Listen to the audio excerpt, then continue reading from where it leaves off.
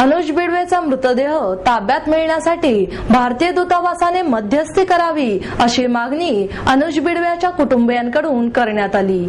वर्षाअखेरच्या सुट्ट्या आणि नाताळ सण यामुळे अनुजचा मृतदेह ताब्यात देण्याच्या प्रक्रियेत उशीर झाल्यास मृतदेह भारतात येण्यास आणखी 10 ते 15 दिवस लागण्याची शक्यता आहे।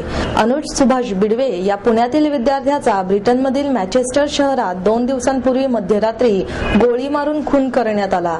नाताळ सण आणि वर्षाअखेरचे वातावरण यामुळे तपास कार्यात व्यत्यय येत आहे। त्यामुळे अनुजचा मृतदेह भारतात येण्यास आणखी 3 ते 4 आठवडे लागतील असा अंदाज मॅचेस्टर मधील प्रशासनाने बिडवे कुटुंबियांना कालपर्यंत सांगितला।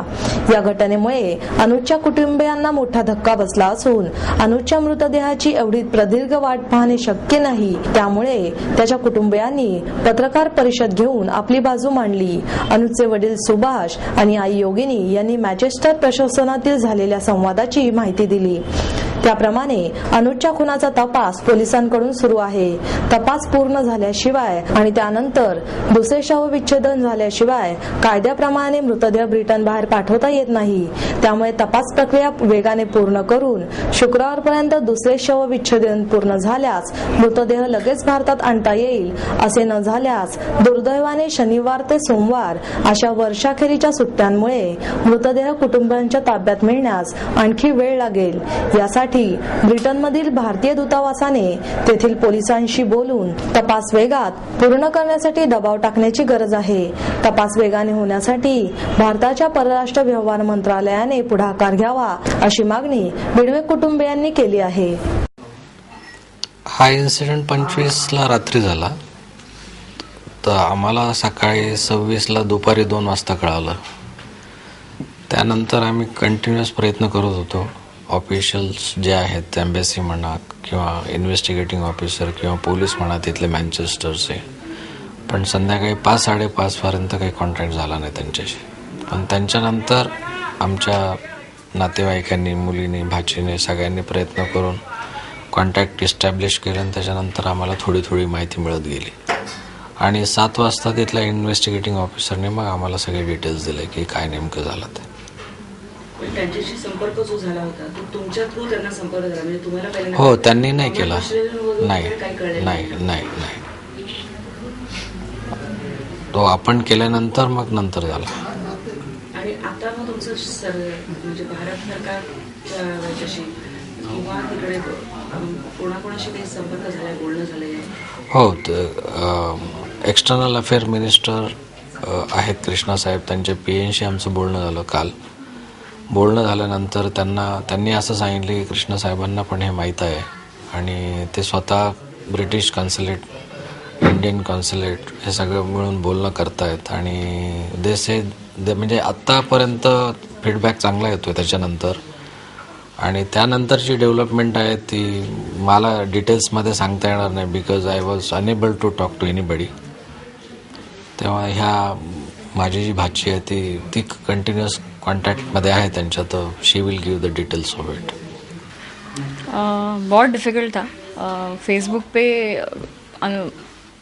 मतलब फेसबुक पे अनुज के जो कॉन्टैक्ट्स हैं, तो प्रॉब्लम एक्चुअली ऐसे हो गया कि अनुज का फ़ोन कॉन्फिस्केट कर लिया था, इसलिए उसके साथ जो दोस्त थे उनके पास हमारे किसी के नंबर नहीं थे।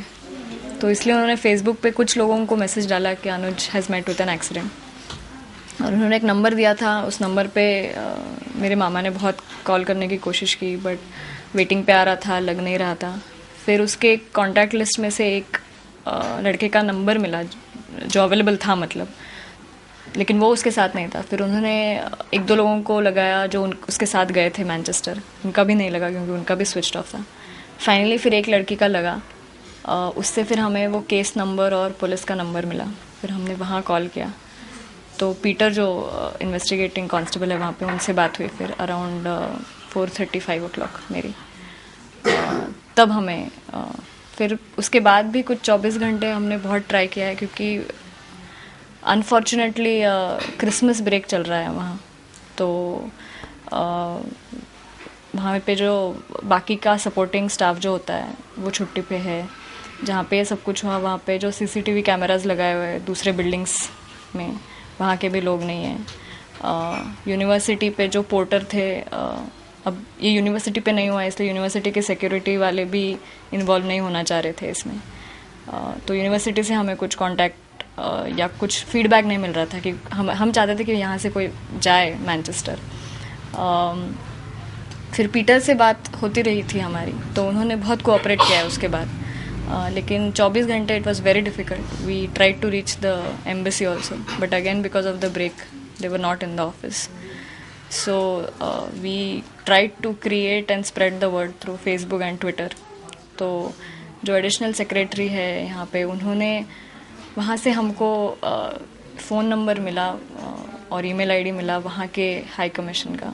वो छुट्टी पे नहीं थी, लेकिन जो एक्टिंग CGI थे, फिर उनसे हमारी कल बात हुई कुछ 24 घंटों के बाद। तो ही गॉट इन्वॉल्व। उनको पता था लेकिन they didn't know how to reach out to us, so they had asked for an appointment with the police there. तो कल उनकी बहुत डिटेल में मीटिंग हुई है पुलिस के साथ और अब वो इन्वॉल्व है। तो now we feel we have now communication from both ends. We are appealing and I am appealing on behalf of the whole family and all the well wishers and friends of Anuj कि आप हमें support करें। मैं media से भी appeal करूँगी, ये बहुत मुश्किल है हम सब के लिए ये कैमरा पे बोलना, लेकिन हम ये इसलिए कर रहे हैं ताकि आपका साथ मिले हमको, and we can tell the government of India and UK that you know they can't wait. We can't wait for 4 weeks. He's never going to come back, but we want the body as soon as possible. So I am hoping that this will make that happen.